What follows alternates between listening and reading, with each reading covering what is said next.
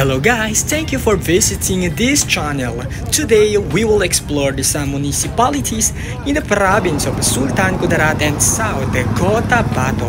Samahan niyo akong libutin ang mga cities and municipalities na ating madadaanan. Ating alamin at libutin ang round ball ng mga ating madadaanan o tinatawag na rotonda.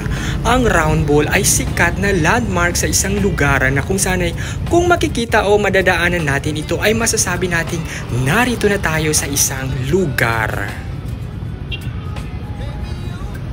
Dumako muna tayo sa round ball ng Tacurong City na matatagpuan sa probinsya ng Sultan Kudarat. Mapapansin natin dito, ang round ball ng Tacurong ay may higanting salakot kung saan ay kilala ang lungsod ng Tacurong sa may napakagandang disenyo ng salakot at taon-taong ipinagdiriwang ang tinatawag na Talakudong Festival kung saan ang salakot ang pangunahing palamuti at props ng mga nagtatanghal sa piyesta ng Tacurong. Diretso naman tayo sa bayan ng Isulan, Sultan Kudarat. Bago yan ay madadaanan muna natin ang majestic capital ng Sultan Kudarat. Ang kapitolyong ito ay inspired by local and Islamic architecture. Ito ay may 5-story building na kung saan ay napakaganda at napaka-prestigiyoso at in grande sa loob mismo nito. Ito na ang itinuturing na pinakamalaking kapitolyo at pinaka-grandeng kapitolyo sa Pilipinas. Taon-taon ay pinagdiriwang dito ang Kalimudan Festival na isa sa pinaka-grandeng piyesta sa Pinas.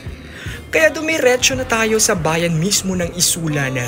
Kung makikita at maaninag natin ito ng ating mga mata ay masasabi nating nasa bayan na tayo ng Isulan, Sultan Kudarat. Napaka-iconic ng round ball ng Isulan kung saan ay makikita natin dito ang statwa ni Sultan Kudarat na nakatayo. Si Sultan Kudarat ay isa sa naging bayani sa Pilipinas. Ang kanyang buong pangalan ay si Sultan Muhammad Dipatuan Kudarat. Bilang pagpupugay sa kanyang kadakilaan at katapangan ay ipinangalan sa kanya ngayon ang probinsya ng Sultan Kudarat. Diretso na tayo sa probinsya ng South Cotabato. Sa patuloy nating paglalakbay ay madadaanan natin ang bayan ng Santo Niño na matatagpuan sa South Cotabato. Narito ang kanilang munting round ball. Pag-aani at pagsasaka ang pangunahing ikinabubuhay ng mga ilan sa mga taga Santo Niño, South Cotabato. Kaya mapapansin na sumisimbolo ito sa kanilang round ball.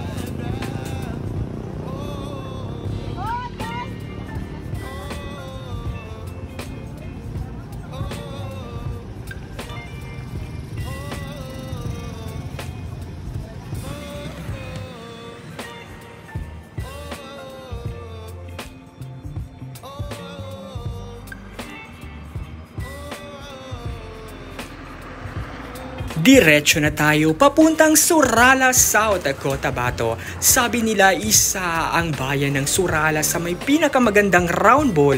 Di lamang sa Mindanao kung saan sa buong Pilipinas. Kitang-kita naman pag nadadaanan mo ito, kakaiba at napakaganda at unique nga ng kanilang round ball. So far ito ang pinakapaborito kong round ball na aking nakita sa aking pag-iikot at paglalakbay.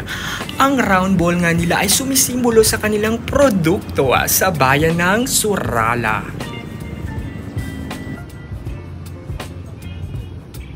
At kung sakaling makakapunta at makakabisita ka sa bayan ng Surala, for sure masasabi mo rin na kakaiba, unique at napakaganda ng round ball ng bayan ng Surala.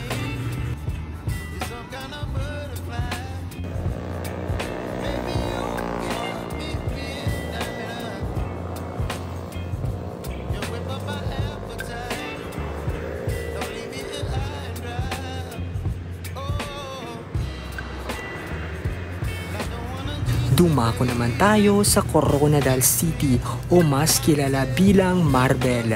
Ang Coronadal City ay matatagpuan sa probinsya ng South Cotabato.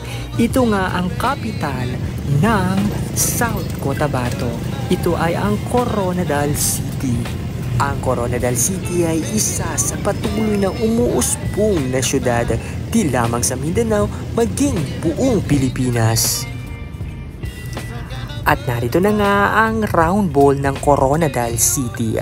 Mapapansin dito ang isang statwa, monumento ni General Paulino Santos. Bilang pagpupugay kay General Paulino Santos ay ipinangalan sa kanya ang lugar na Jensan.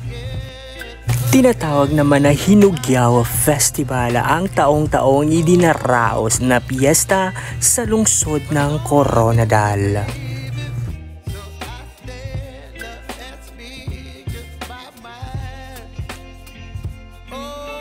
Dumako na tayo sa tuna capital of the Philippines.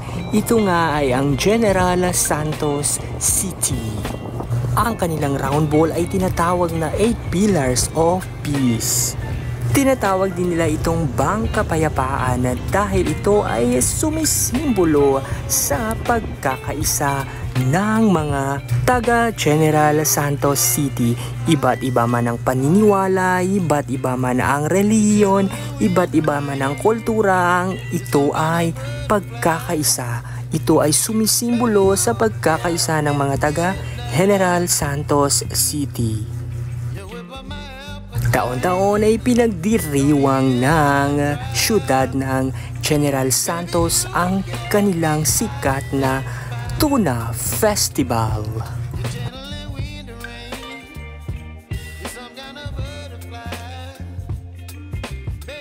Kaya naman sa ating nabisita at nalakbayan, kaninong round ball na munisipyo o lungsod ang saan ikaw ay namangha at napawaw. I-comment mo na yan at huwag mong kalimutang mag-subscribe. Pindutin ang bell icon for more updates.